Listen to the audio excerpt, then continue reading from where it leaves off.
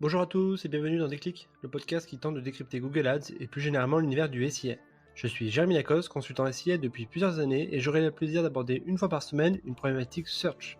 Sans langue de bois mais toujours avec bienveillance, l'ambition au cours de chaque épisode est de déconstruire les mythes autour de Google Ads, une plateforme qui vient de fêter ses 20 ans en partageant mes échanges, lectures et retours d'expérience. Pour ce 22e épisode, je vous propose d'aborder le nouveau format que propose Google, les Video Action Campaign. Lancé il y a près d'une année, le dispositif VAC permet sur le papier d'associer performance et branding en faisant de YouTube une plateforme de conversion, ce qui jusqu'alors constituait un frein majeur pour la plupart des annonceurs. Plus globalement, c'est la réponse qu'apporte Google aux résultats en demi-teinte cette année de YouTube. Si la plateforme média est très bien identifiée pour tout ce qui est lancement de produits ou consolidation du territoire de marque, c'était moins le cas pour les opérations de conversion. Alors VAC permet-il de changer la donne ? Allez, je compte les points. Le premier argument est l'approche héroïste. VAC est normalement le format vidéo héroïste que nous attendons. Nous ne sommes pas encore au smart vidéo où l'annonceur ne paiera que les conversions générées, mais avec Video Action Campaign, nous pouvons indiquer à l'algorithme un niveau de CPL cible à atteindre en fonction des objectifs de conversion définis, ou simplement lui demander de générer le plus de conversions possible. À la start de Discover ou Performance Max, cette campagne est déployable très facilement et permet une diffusion sur du multi-inventaire. YouTube évidemment, mais aussi les partenaires vidéo Google et la télé connectée. Pour maximiser les chances de conversion, je vous recommande naturellement l'intégration du CTA en surbrillance, des extensions et du flux produit si vous êtes côté e-commerce. Le deuxième argument pour est la profondeur des paramétrages. Plus vous alimentez l'algorithme avec les bons signaux, et meilleure sera la campagne. Comme sur les autres campagnes YouTube, VAC permet de plugger un certain nombre d'audiences pertinents, que ce soit in-market, d'affinité ou des audiences propriétaires ou encore lookalike.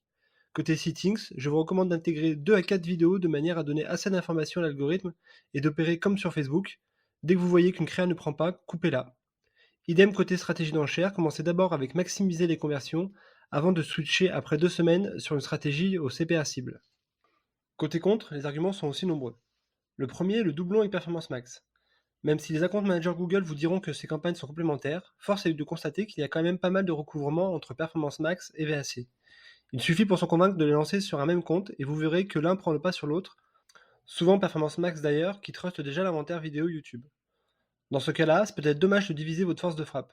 Si vous voulez à tout prix lancer une campagne VAC, peut-être est-il plus pertinent de le faire sur un compte dédié pour éviter ces effets de vase communicant. Le dernier argument compte sont les résultats en demi-teinte. Pour avoir testé ce dispositif à plusieurs reprises, je dois avouer que les résultats sont en demi-teinte si on se cantonne à une vision last click. En effet, dans ce cas de figure, le CPL des campagnes est 3 à 4 fois supérieur à ce que nous constatons sur les campagnes SIA.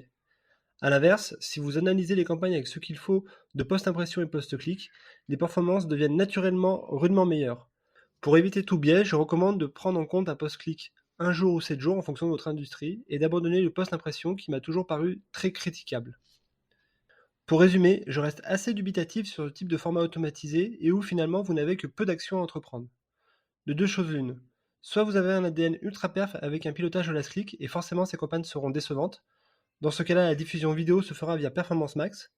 Soit vous êtes dans une logique de brand-formance ou avez des budgets branding dédiés et dans ce cas-là, ces campagnes seront au niveau attendu. À deux conditions. La prise en compte du post-click et la mise en place d'une mesure tierce d'impact, type DAR ou médiamétrie.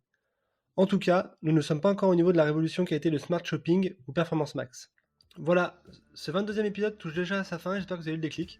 Comme toujours, je suis preneur de vos retours, propositions de sujets en commentaire ou par message privé sur LinkedIn. D'ici là, prenez soin de vous, et si vous me cherchez, vous savez où me trouver, sur Google bien sûr. Allez, à la prochaine!